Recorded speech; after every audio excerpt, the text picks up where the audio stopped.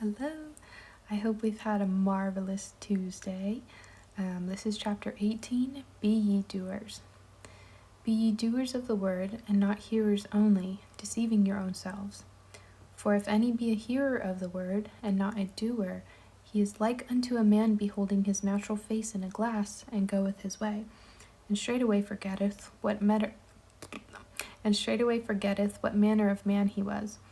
But whoso looketh into the perfect law of liberty, and continue therein, he being not a forgetful hearer, but a doer of the work, this man shall be blessed in his deed.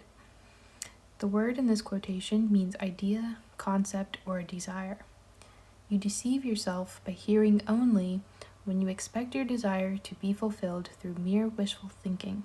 So holding the image in your mind, thinking about it over and over, hoping that one day it'll happen, sometime in the future, or that if you think about it hard enough that it'll come to be. That's not how it works.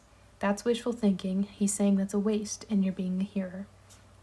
Your desire is what you want to be, and looking at yourself in a glass is seeing yourself in imagination as that person.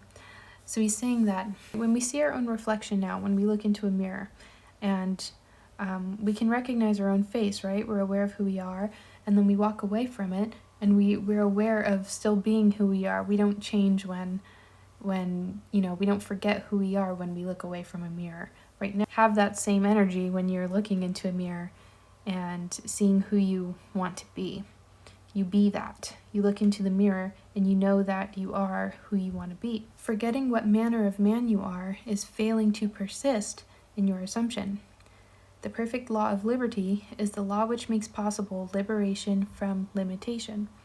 That is the law of assumption. To continue in the perfect law of liberty is to persist in the assumption that your desire is already fulfilled. The only way to escape any hardship or sorrow, anything about your life that you're not perfectly happy with, the only way to escape that is through the law of assumption. It's completely being what you want to be instead of being what you don't want to be.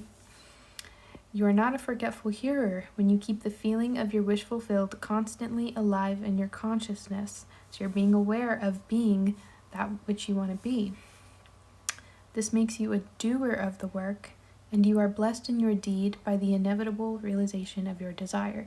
The more you persist in feeling it to be true and keeping the awareness in your mind of being who you want to be, your desire is bound to come true. It's bound to happen because you're persisting. That makes you a doer of the work, he's saying. You must be doers of the law of assumption, for without application, the most profound understanding will not produce any desired result. It's not enough to want something, to want the change. It's not enough to just learn about it and read about it and hear about it. You have to do the work. You have to be it. But we know this, right? Frequent reiteration and repetition of important basic truths runs through these pages. Where the law of assumption is concerned, the law that sets man free, this is a good thing. It should be made clear again and again, even at the risk of repetition. The real truth seeker will welcome this aid in concentrating his attention upon the law which sets him free. You can only be free from the suffering of wanting something, or wanting to be someone, or wanting to have something. You're only free from that suffering of not having it through the law of assumption, through becoming the person, the version of you that has the thing, or that is who you want to be. The parable of the master's condemnation of the servant who neglected to use the talent given him is clear and unmistakable. Having discovered within yourself the key to the treasure house, you should be like the good servant who, by wise use, multiplied by many times the talents entrusted to him. The talent entrusted to you is the power to consciously determine your assumption. You can choose who you want to be. You can choose what you want. You can choose what kind of life you want to live. That's your power. The talent not used, like the limb not exercised, withers and finally atrophies. When you're not being conscious in your day, when you're not actively deciding who you want to be and being that, that's how we get stuck in our routines. That's how we get stuck being the same person our whole lives, is because we don't choose. We don't wake up to the fact that we can choose. What you must strive after is being. In order to do, it is necessary to be. The end of yearning is to be. Your concept of yourself can only be driven out of consciousness by another concept of yourself. You have to die to that present self, to that old self, in order to become the new one, right? It's a change, it's a psychological change. It's a change in consciousness. By creating an ideal in your mind, you can identify yourself with it until you become one and the same with the ideal, thereby transforming yourself into it. So remember though, it's not enough just to think about it. Really create the image in your mind. What do they look like? How do they act? I just watched this video actually. I don't mean to digress too much, but I just watched this other video where a method that this woman used was she had a journal and she would write, I'm the type of person that, and then she would, fill in the blank. But the point is that it's for you to create, right? So you create that image of who you want to be or what you want to have. And the idea is to have the consciousness of, or have the awareness of being who you want to be or having what you want to have. So by saying or writing and making yourself aware of, I am the type of person that has whatever, or that is this, and then you elaborate on that and you say, if you say that I'm the type of person that wakes up early, okay, that's the end. So thinking from that idea, how did you get to that point? How did you become someone that wakes up early at 4 a.m. or whatever? And then you can start making the changes, right? You would say, I'd go to bed earlier. What else? I guess that's about it. That's all you really can do. I go to bed earlier, or I make sure that I have my alarm set. I make sure that I'm tired by my bedtime.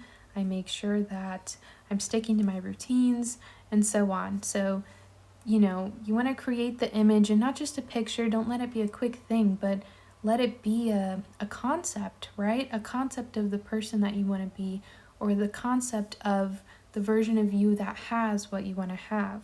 It's more than an image, it's more than a picture, but it's the ideal, it's the concept. So you're holding that in your mind and you're being it in your body. You're being aware of it, right? When you're in everything that you're doing, you're being that which you want to be, or having what you want to have. And there's no gap in consciousness, right? So there's no waiting to be that thing, or there's no waiting to have what you want. There's only being it. So it's really important to build on that image and make it clear, first of all, and make it something that that you feel to be something that really resonates with you, that feels it's a strong desire you have a strong desire to be that or to have it, because desire is the power that fuels the image. So the dynamic prevails over the static, the active over the passive. One who is a doer is magnetic, and therefore infinitely more creative than any who merely hear. Be among the doers. It's better to replay the image over and over if it's just an image. It's better to do that than to think of it once and then expect it to happen right away because you did a meditation or you did something. It doesn't, you have to be, you gotta, like he says, you gotta be dynamic about it. You gotta be a doer. You gotta be active. You gotta be, that's why it's important, again, as always, to be present, right? When you can monitor your feelings and you can be aware of what you're thinking and how you're showing up every day, you can control how you're showing up. You can make sure that you're being who you want to be, but also making sure that you're persisting in that feeling of having it now and being it now. And it's not something that's separate from you. When you're present, right, you're making yourself aware of being what you want to be.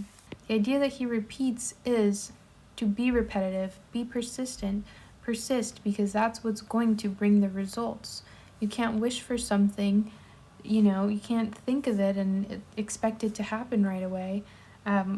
That's being a hearer, and even learning about this stuff and saying, oh, I'll do it later, or that it'll, expecting it to happen in any other way than to be what you want to be, that's a waste. That's a waste of your creative power. It's a waste of your time. If you have to be active about it. You got to be a doer. The only way to be truly free as a human being is to be in control of your own mind, is to create who you want to be and being the person that has the things that you want. That's the only way to be truly free in life. Nothing can physically stop you in your mind. Nothing can change your mind, right? That's all a choice, what you think. And you have to be conscious of your thoughts and your feelings so that you can control those concepts that run your life. So that is the law of liberty. The fact that we are free by having that control of the power of choice, the power to create in our minds whatever we want to experience. Chapter 18, and I will see you for chapter 19.